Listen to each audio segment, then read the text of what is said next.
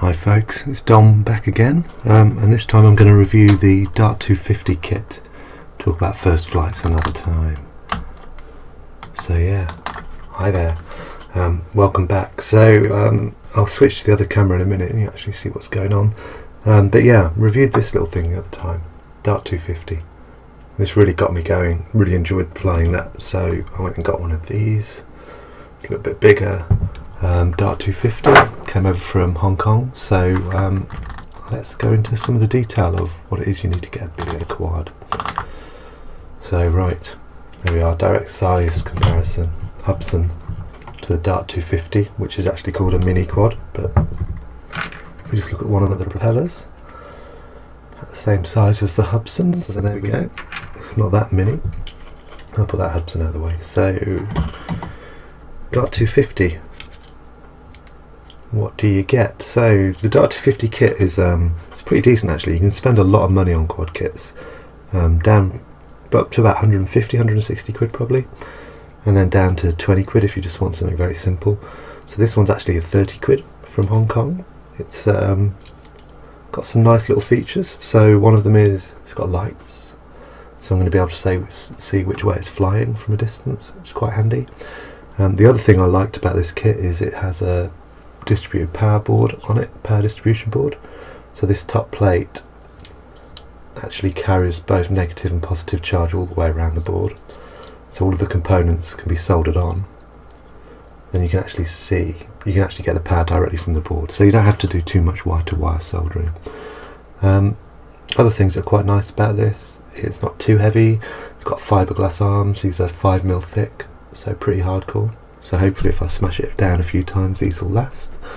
The actual main board quite thin, but quite rigidly held together by these gold bolts, you can see. Also used for the legs. So that's a pretty nice piece of kit really. These blue things here, oh, the camera's playing up a bit. So these blue things are the vibration dampers, which means that this part of the quad is called the dirty part, and this part is the clean part because it sits on top and doesn't vibrate. Big advantage of that of course is when you're flying around and you're actually taking video, you don't really want your camera going up and down like this. You want your camera to be dead still. So yeah, so the clean dirty build was another big attraction really. Anyway, so that's one thing you're going to want to get is the actual Dart 250 board, but that is not going to get you flying. So various other bits and bobs you're going to need. Actually, just before we move on from the Dart 250, just to mention 1/16 Alum key. So this is Imperial Alum key, and that's what you're going to need to be able to do these bolts up. So bear in mind, not metric on the Alum keys. Everything else seems to be metric, but not these bolts. Okay, so what else do you need then to build this thing and fly it? So you're going to need 4 of these motors, one for each outrigger. These are Turnigy baby beasts. You can get them from Hong Kong for about £9–10. And then you're also going to need for each motor a speed controller, which you can see in here. And those speed controllers are actually going to be driven by a flight computer on board, and that's going to make sure that these run at speed. So these are 12 amp Afro ESCs using Simon K firmware. That's what people seem to recommend to get for these, so that's what I got. Other bits on here, the lights come with a kit, but you do need to solder them on. And just to mention, there's quite a lot of soldering on this kit, so if you've got a £10 soldering iron, forget it.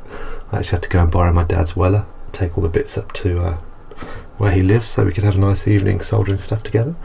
The other thing you're going to want is one of these, so you can plug your batteries in. So this is an XT60. I can't remember if this is male or female. I think this is a male one.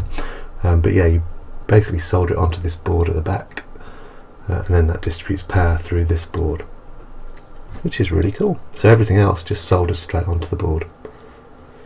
So that covers off the dirty bit quite nicely. These 4 cables coming out are the cables directly to the ESCs, and we'll need to plug them up onto the flight controller later. So moving on to the clean, that is this section, and that's going to sit on top of these little blue squidges and take the vibration out. The main thing you're going to need here is a flight controller. So this is CC3D, pretty well respected, I think. You can get cheaper ones from HobbyKing, but I'm just not sure how good they are, so I thought I'd go for this one. If you're on a budget, then maybe go for one of the HobbyKing ones.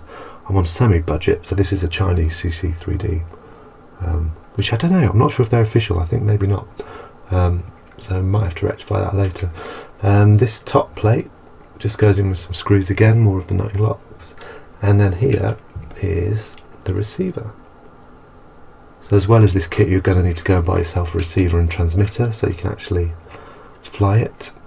And yeah, I'm running a Free Sky Taranis, and this is a telemetry receiver, so it'll actually tell me when the battery starts to run out, so I know that I can land it and not drop out of the sky like a stone.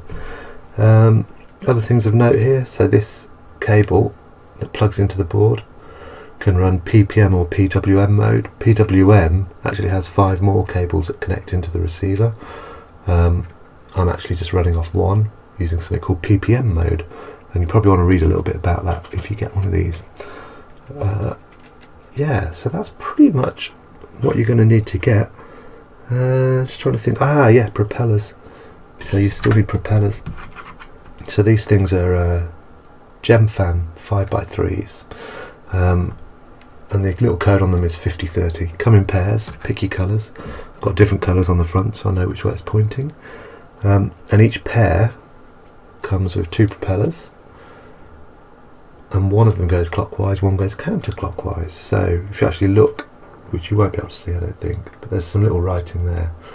You get 5030, 5030R, so R rotates to the right clockwise, and then the plain 5030 counterclockwise. So you need to get some of those. And I would obviously get quite a few spare propellers because that's the first thing you're going to smash.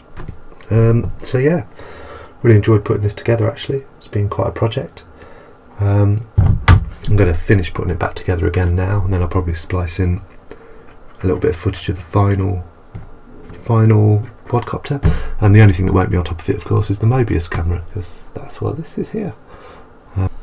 Hello, back again briefly. So I've put everything back together, and here is a fully assembled Dart 250. Very nice, isn't it? Just change camera so you can have a closer look. There you go.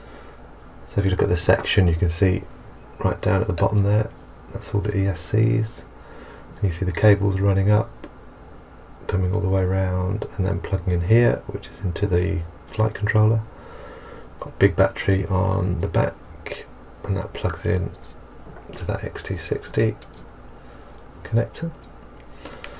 And yeah, receiver's good to go, and then this bit is all ready for my Mobius to go back on. We're good to fly. And just for that size comparison, stick the Hudson on top again.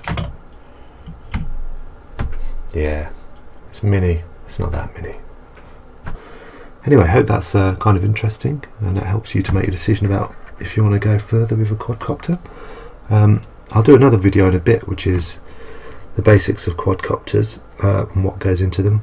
Probably do another one on my first flight as well, because it was brief, should we say. Cool, so thanks very much for watching, and look out for some more videos in the near term. See ya.